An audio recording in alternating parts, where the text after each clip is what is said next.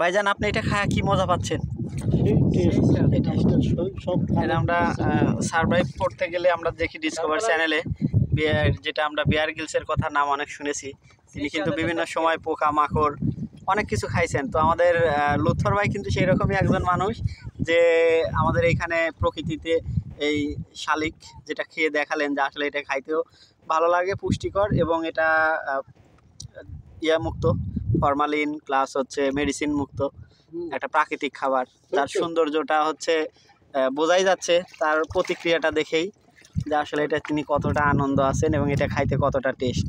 আর সাথে আমরা আছি সেই শাপলা বিলে, যার কথা যদি আমরা বলি, দেখেন যে ওই যে সুদূর প্রসারিত গ্রামগুলো যে দেখা যায়, এই গ্রামগুলোর মধ্যে থেকে আমরা প্রায় 1.5 কিলোমিটার 2 কিলোমিটার দূরে আছি। এইখানে আসছি শাপলার বিল, চতুর্দিক আমরা ঘুরে দেখাচ্ছি, শুধু চতুর্দিক পানি আর পানি আর শাপলা। এত শাপলা ফুল আমরা কখনোই দেখি না। এই যে আমরা দুইটা আবার ঢ্যাপ তুললাম, সাথে আমাদের তো ফুল আছেই।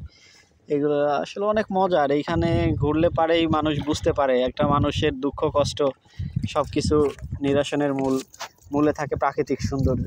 তো এখানে আসলেই মানুষের টাকা পয়সার সুখটাই বড় কিছু না, প্রাকৃতিক সৌন্দর্যের সুখটা যে কতটা সুখ সেটা এইসব জায়গায় আসলেই আমরা বুঝতে পারি এবং দেখতে পারি। শাপলা যেমন ফুটে আছে তেমনি আছে শালিক ফুল, আছে পদ্ম ফুল, সব মিলে এই সৌন্দর্যটা আসলে একটা উপভোগ করার মতো।